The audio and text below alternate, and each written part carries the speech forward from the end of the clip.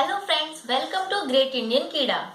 मुझे अपने अकाउंट में 10,000 कैश जमा करना है और अपने भाई के अकाउंट में 2,000 कैश जमा करना है, जिसके लिए मैं बैंक गई। वहां बैंक वालों ने मुझे 2 डिपॉजिट स्लिप दी, एक मेरे अकाउंट में कैश जमा करने के लिए और दूसरी मेरे भाई के अकाउंट में कैश जमा करने के लिए। तो मैं ये स्लिप भरने जा रही हूँ। तो आइए देखते हैं कि ये स्लिप मैं कैसे भरती हूँ। लेकिन उससे पहले मैं आपको 2 इम्पोर्टेंट चीजें बताना चाहती हूँ। पहली बात कि आपका अकाउंट जिस बैंक में है, आप सिर्फ उसी बैंक की डिपॉजिट स्लिप अपने अकाउंट में पैसे जमा करने के लिए इस्तेमाल कर सकते हैं। जैसे कि मेरा अकाउंट केनरा बैंक में है, तो मैं सिर्फ केनरा बैंक की ही डिपॉजिट स्लिप कैश जमा करने के लिए इस्तेमाल कर सकती हूँ। अगर आपका account state bank of India में है, तो आप सिर्फ स्टेट बैंक ऑफ इंडिया की डिपॉजिट स्लिप से कैश जमा कर सकते हैं। केनरा बैंक की डिपॉजिट स्लिप आपके किसी काम की नहीं है। दूसरी इंपॉर्टेंट बात कि आपका अकाउंट जिस बैंक में होगा, आप उसी बैंक के किसी भी ब्रांच में जाकर के कैश जमा कर सकते हैं, लेकिन किसी और बैंक में जाकर के आप कैश जमा नहीं कर सकते।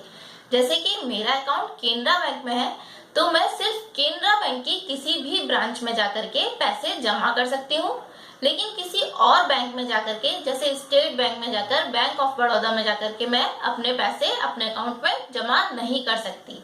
तो ये इम्पोर्टेंट बात है जिसे आपको ध्यान में रखना है। तो आइए देखते हैं कि डिपॉजिट स्लिप कैसे भरते हैं।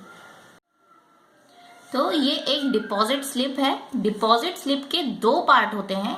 एक होता है कस्टमर कॉपी, ये बैंक स्टैंप लगाकर आपको ही वापस कर देता है, ये आपकी रसीद या काउंटर फाइल है। और दूसरा होता है बैंक कॉपी, ये बैंक के पास जमा हो जाते हैं। तो सबसे पहले यहाँ पे डेट डालनी है, जिस तारीख को पैसे जमा करने हैं वो डेट यहाँ पर डालिए। अकाउंट मेंटेन्ड एट, तो मेरा अकाउंट दिल्ली की साकेत ब्रांच में है, तो मैं यहाँ पर डालूंगी दिल्ली साकेत।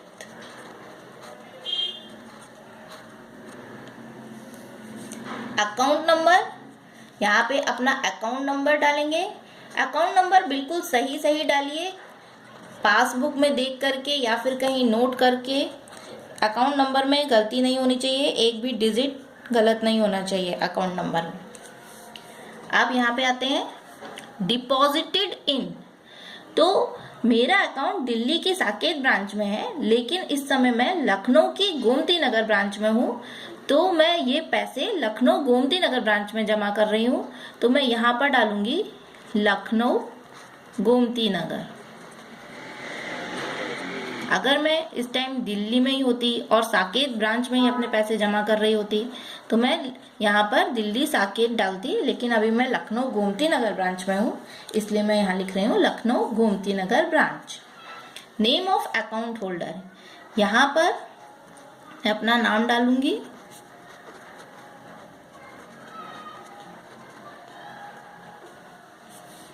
अब ये देखिए चेक डिपॉजिट, तो ये कॉलम मुझे नहीं भरना है, क्योंकि ये कॉलम है चेक जब जमा करेंगे उसके लिए। अभी मेरे पास कैश है, मैं कैश जमा कर रही हूँ, तो मैं यहाँ पे आऊंगी कैश डिपॉजिट। तो मेरे पास इस टाइम 2,000 के 3 नोट है, तो यहाँ मैंने 3 लिखा, का मतलब ये हुए 6,000 रुपये। 500 के 4 नोट है, तो 4 लिखा, 2,000 हो गए। और 100 के 20 नोट है मेरे पास, तो ये भी 2,000 हो गए, टोटल हुआ 10,000।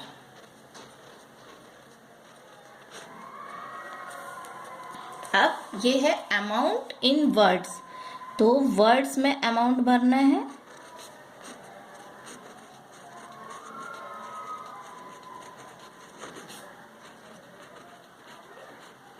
ये बॉक्स बना है, यहाँ पे फिगर में अमाउंट भरना है।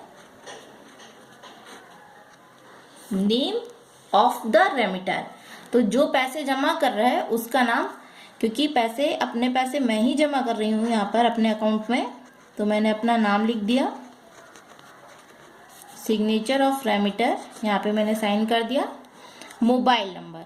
तो मोबाइल नंबर ज़रूर डालिए, क्योंकि अगर बैंक को किसी वजह से आपको कॉल करना है, कांटेक्ट करना है, तो आपको कांटेक्ट कर सके, तो मोबाइल नंबर ज़रूर से डालना है। अब जिस तरह से मैंने ये पार्ट भरा उसी तरह कस्टमर कॉपी भी भर देते हैं।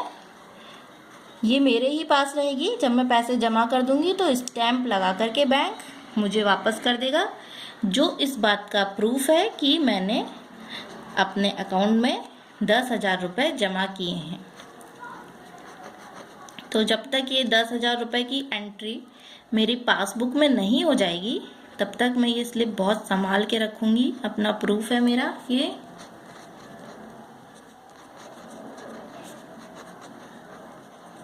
इसलिए ये भी पूरे एक एक कॉलम भरने हैं। अकाउंट नंबर,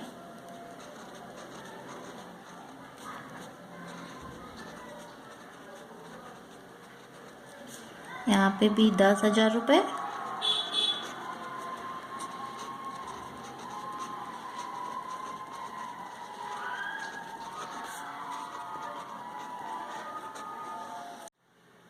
तो ये मेरी स्लिप भर गई है। इस स्लिप से मैं अपने अकाउंट में पैसे जमा करूंगी।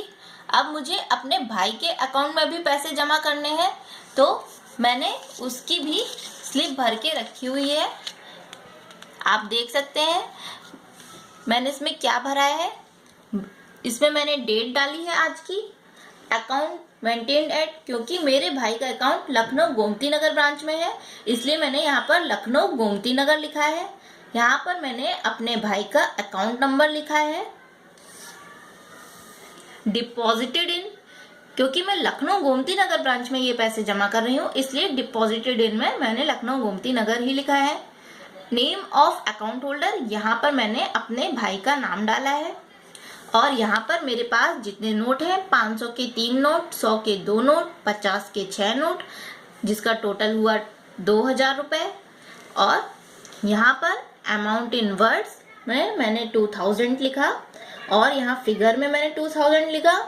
नेम ऑफ द रेमिटर, क्योंकि अपने भाई के अकाउंट में पैसे मैं जमा कर रही हूँ, इसलिए यहाँ पर मैंने अपना नाम डाला और यहाँ पे अपना साइन कर दिया, और यहाँ पर मैंने मोबाइल नंबर डाल दिया है। इसी तरह से मैंने कस्टमर कॉपी भी भर के तैयार कर ली है। यहाँ पर मैंने डेट डाली है, डिपॉजिटेड इन में Lucknow Gomti Nagar branch, account maintained eight में लखनऊ गोमती नगर ब्रांच, और यहाँ पर अकाउंट होल्डर का नाम, और यहाँ पर अकाउंट नंबर, और यहाँ पर अमाउंट। तो मैंने ये दोनों स्लिप भर ली हैं। जैसे कि आप देख सकते हैं कि इन दोनों स्लिप में जो डिफरेंस है वो ये कि आपको जिस अकाउंट में पैसे जमा करने हैं, यहाँ पर मुझे अपने अकाउंट में पैसे जमा करने थे तो मैंने यहाँ पर अपना अकाउंट नंबर डाला, और मुझे अपने भाई के अकाउंट में पैसे जमा करने हैं तो भाई का अकाउंट नंबर डाला, और यहाँ पर मैंने अपना नाम डाला, यहाँ पर अपने भाई का नाम।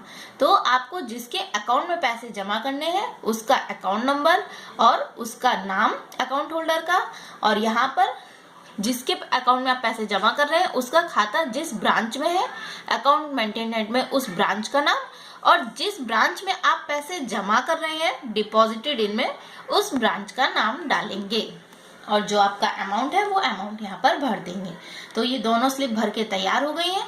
अब मैं जा रही हूँ अपने और अपने भाई के अकाउंट में पैसे जमा करने। तो आपको समझ में आ गया होगा कि डिपॉजिट स्लिप, जिसको पे इन स्लिप भी कहते हैं, आपको कैसे भरनी है।